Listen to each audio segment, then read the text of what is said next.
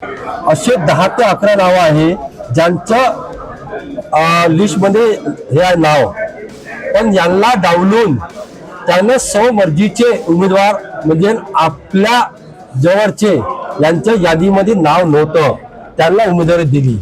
असं आम्हाला वाटतंय की त्यांची काहीतरी आपसी देवाणघेवाण झाल्यामुळे त्यांना एबी फॉर्म देण्यात आला। कारण की आम्ही इथं गेलो होतो 2 वाजता, तर आम्ही म्हटलं की यांना की आम्हाला एबी फॉर्म का बरं देत नाही, तर हे आम्हाला गुमराह करत होते की तुमचा एबी फॉर्म याला दिला त्याला दिला।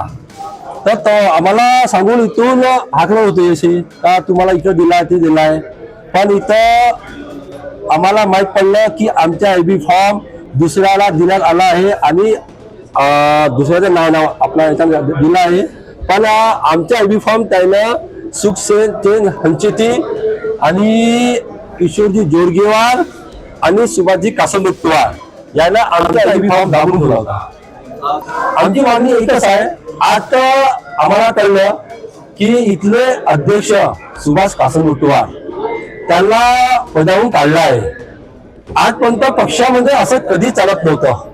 मी आज पक्षामध्ये 17 ते 18 वर्ष होत आहे, त्याच्यामध्ये मी कधीच न पाहिलं की अशी घटना घडली, ती पहिल्यांदा घडली आहे। तर आमची मागणी एकच आहे की बाहेरून जो व्यक्ती आला आहे तो व्यक्तीला पक्षाची एवढी खराब केली आहे की त्या व्यक्तीला मुख्यमंत्री साहेब, प्रदेश अध्यक्षजी, देशाचे पंतप्रधान, गृहमंत्री आणि आत्ताचे नवीन कार्याध्यक्ष जे बनले आहेत त्यांना पण त्यांच्यावर कारवाई करून त्यांची हकालपट्टी करण्यात यावी।